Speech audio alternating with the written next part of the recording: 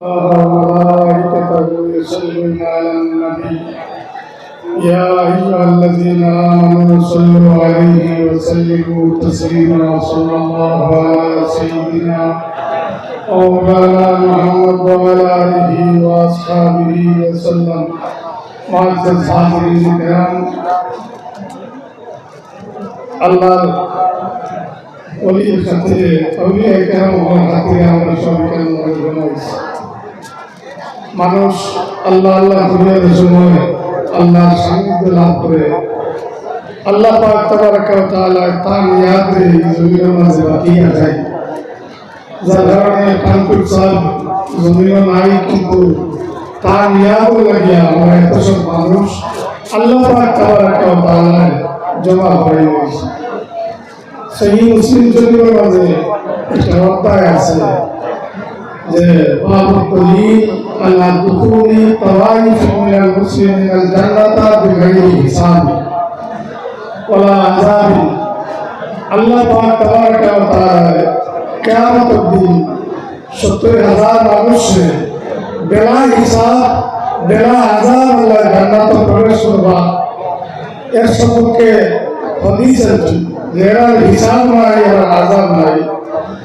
এই খেলা হইবা এর সম্বন্ধে বইতে সময় বইছই যারা শরীরের মাঝে এই ডাক্তারি করতো না, লেখালেখি করতো না, শরীরের প্রতি যার করতো না, যারা বদলি হইতো না, শরীরের প্রতি কোনো কিছু করতো না, শরীরের মাঝে কম্পিউটার করতো না, লেখালেখি করতো না, ওটা আমল থেকে যারা বাঁচিয়ে থাকবো এরা ৭০,০০০ বেলা হিসাব আল্লাহর জান্নাতে প্রবেশ করবো।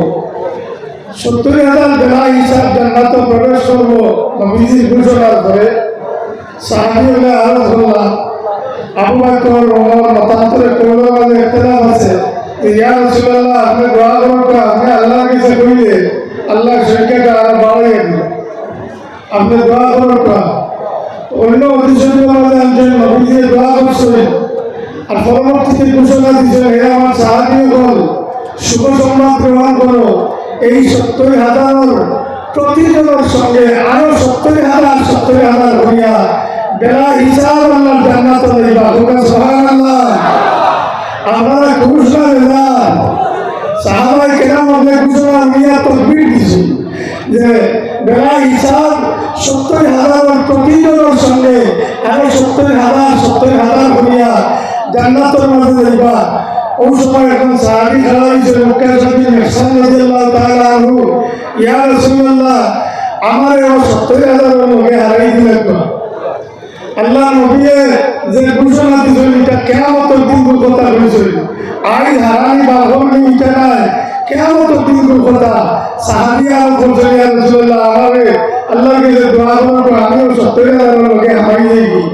আল্লাহ নবী চাইলে হারাইতে পারবানি,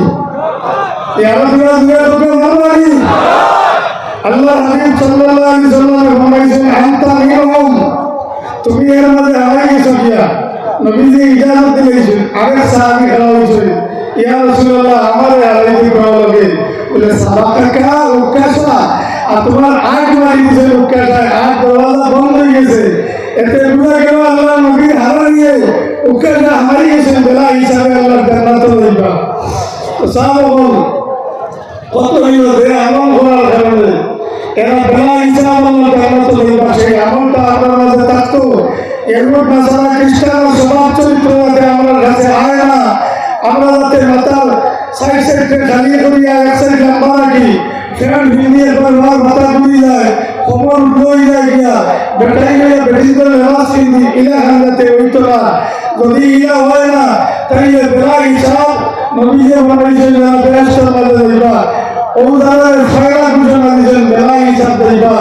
অন্য হাদিসে জীবনে ও ৭০,০০০ রাত আনছেন যে এরা লাগি যাইতে সময় জিঞ্জির বান্ধিয়া যাইবা। মুতামাসিকুনা বাদুহুম বাদা, একজনে আরেকজনের বেলা করে মজবুত করে করবা।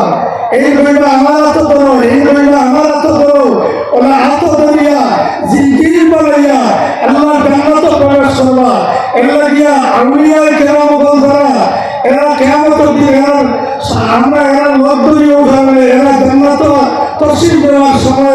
যদি আমরা ওরা করে মক্কান বলিলে আমরা জীবন সার্থক করব বলা আমি যাব এর লাগিয়া আউলিয়া কেরামতের স্বভাব যেটা সেই স্বভাব যদি নিজের মধ্যে আনতাম পারি তাহলে ঘটাইব আমার ও আউলিয়া কেরামতের হিসাবে সবার মফিল আল্লাহ আমরা দৈব হইব এই মফিল এই পিন্ডাল আমরা দৈব হইব যদি তান্দানোর চলাপথে দিয়ে আমরা চলতাম পারি তান্দানোর আদর্শে আমরা নিজের মধ্যে আনতাম পারি আউলিয়া কেরামতের স্বভাব হিংসা না করা